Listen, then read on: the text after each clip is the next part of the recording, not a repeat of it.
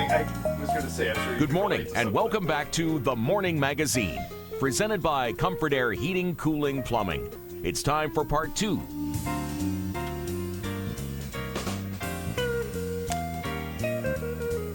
And welcome back to Morning Magazine for this November 20th, 2019. Your host, James J. Maloff here. And right now we are joined by Police Chief Blevins. And Chief, thanks a lot for joining us today. Good morning. Thanks for having me. It was a little bit of a curveball for me because I didn't know we'd have you in today. And I'm really glad to have you in because it's great. We haven't gotten a chance to really sit back and talk a lot and everything. And I didn't know I'd be here, but I'm glad to be here on short notice. See, we're both we're improv. Hey, audibles are part of the game, right? That's right. You just got to be able to be ready. Your offensive line has got to be set and going. We have a number of things to talk about. I wanted to dive right into the canine fund that we're raising money for to get a second dog and for you guys. Yes, like you just said, the effort is to add a second dog to the department. We feel that if we had a dog on days and a dog on nights, we would better serve the community.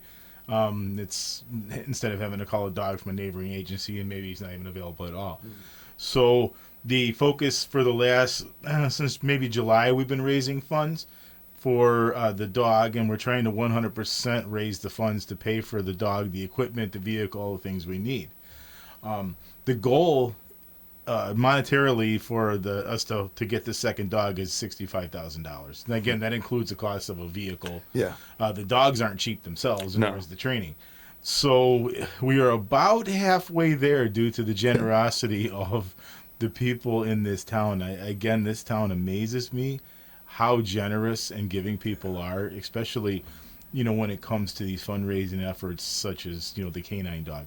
Mm-hmm. We're selling merchandise, T-shirts, koozies, mugs, sweatshirts, things of that nature. We're having brat fries.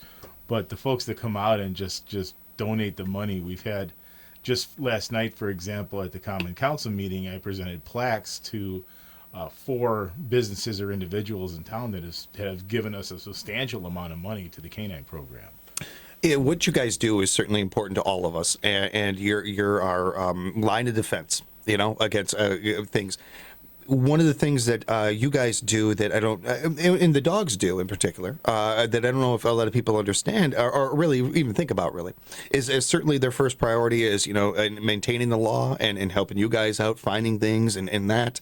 But they also serve as I'm going to say mascot, but I don't want to make light of that. I don't mean that in a light way, like a joke or something. I mean, they are a strong mascot for you guys in many ways. Well, exactly. You're not wrong there. The canine dogs are actually our bridge to the community in many ways. These dogs, people love dogs. Yeah. And especially canine dogs. And the dogs, people will come out to see the dog at an event, not necessarily the officers. Yeah. But again, yes, it is kind of a mascot. I mean, the dog we have currently, Lex, is very popular in the community. Great dog. Well, he is a great dog. He's a beautiful dog, and we're hoping to get him a partner. Mm-hmm. But again, like you said, the dogs, the dogs tend to be that outreach to the community that people can relate to. Well, and, it's something I've talked with Sheriff Becker about this quite a bit, too, is, in this day and age, it's not too much of an issue here necessarily, but we don't also want it to become one. And in this gap that exists between citizens and whether it's the police force or the sheriff's department or any of these things, that there's people that have, hesitancies. It's always been there. It's always been a little bit of a gray area. But it can't be undersold that things like this, like the canines, are a bridge to that. Now, maybe, somebody around my age, it doesn't affect as much as it might others. It does me personally because I'm a dog lover and I love dogs and I know you guys and everything. So that connection's easy for me. But say our younger generation, the kids that are growing up right now, and we want them to feel as comfortable as possible reaching out to law enforcement, reaching out to adults in general, teachers and firefighters and all these things. So what can we do to make them feel more comfortable, better to do it? Dogs are a great bridge of that. Dogs are really good. They are. Again, the dog, and Lex, for example, I'll use our dog at the Rapids PD. Lex loves attention. Yeah. And at these events, if he's sitting there and he's not getting attention from the kids, he'll let you know. Yeah. So he does. He wants you to come over and pet him. And a lot of people are maybe leery of these dogs, thinking that they're, and our dogs are trained and he's very calm in those situations. And he's never happier than when a little kid is petting him. And that's a good way to get kids to approach and to at least have that inroad to talk to the child is, to come see the dog and to talk to the officer. The fundraising efforts that we've been doing have been another great way to just bond with the community for the officers. It's an informal, non-official, come out and get a brat and just shoot the breeze with the officers and have a good time. And we do that for many reasons, including just that we want to be out in the community and bonding with the community in other ways. Well, it's one of the things that gets lost in the shuffle when we're talking about whether it's our officials or our police force or anything like that. You guys are citizens. You guys are human beings. You live in our community too. You're part of this. And it seems like one of those. It honestly frustrates me a little bit because it seems so common sense. But it is something that whether listeners or other people, when it comes up, it seems like it gets forgotten. And you guys, it means just as much to you that this area is not only safe but fun, and that people feel fine approaching you and approaching other people and everything. Absolutely. I mean, I live here too. You live here. We all have a vested interest in making sure that it's the nicest community we can make it. So we're really all on the same page when it comes to this. We all have the same interest at heart, whether it's from the mayor through the police all the way down to everyone in town. We all have the same interest, and that's we want to have a nice town that's safe to live in.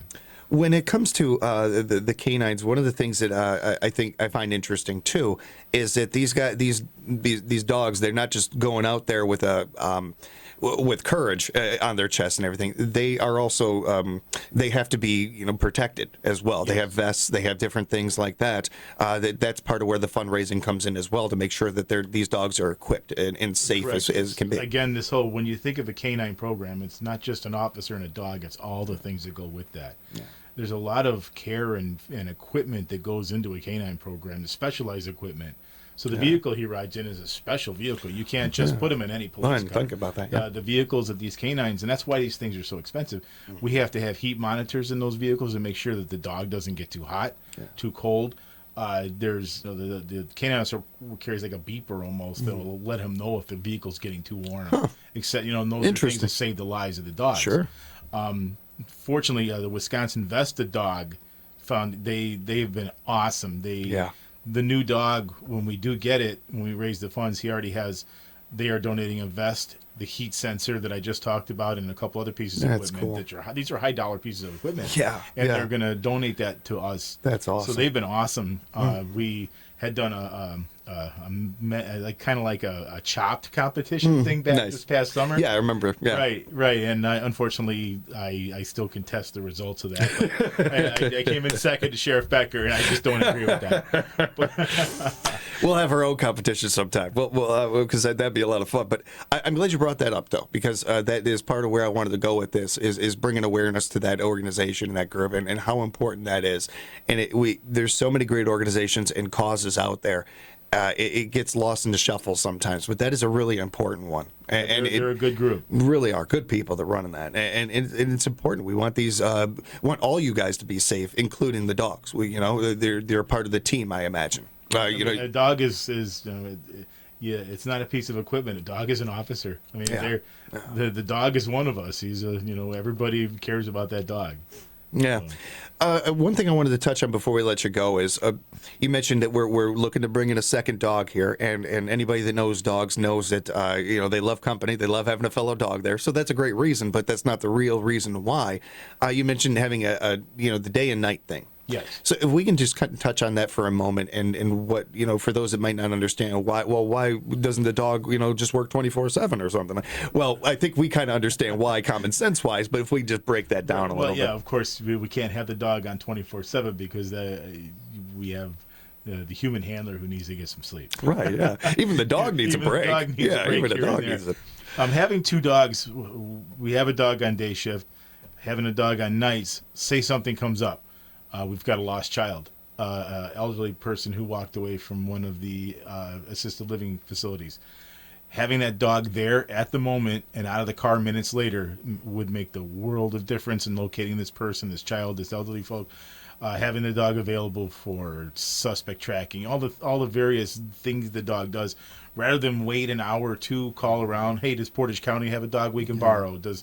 having the dog there at that moment is going to make a world of difference. Speaking with Police Chief Blevin here, and you're so good at this job that you just went into my next part of the question already. You covered it.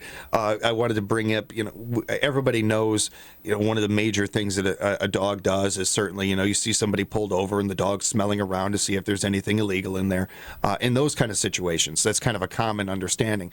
But not everybody realizes that there's so many other things that these dogs do. Correct. And you just touched on some of that. I mean, dogs they can be as varied as people. Of course, our dog won't be, but it's a specialized. But you can have dogs that are trained to sniff explosives. You can have dogs that are trained to sniff out various organic things at the airport. But our dog will be trained of course, for narcotics, but he'll also be trained for people searches. Yeah. And handler protection and things of that nature. But the dogs have a lot of tools in their toolbox to use, and they don't specialize in one thing. Most people think that dogs are just for drug sniffing, but they're also for the safety of all the folks out there. It's really, and especially with our community, the population that we have in this community, that's a really important one. It's a really big topic, so I appreciate you touching on that. And if people want to donate, if people want to add to this, how can they do that?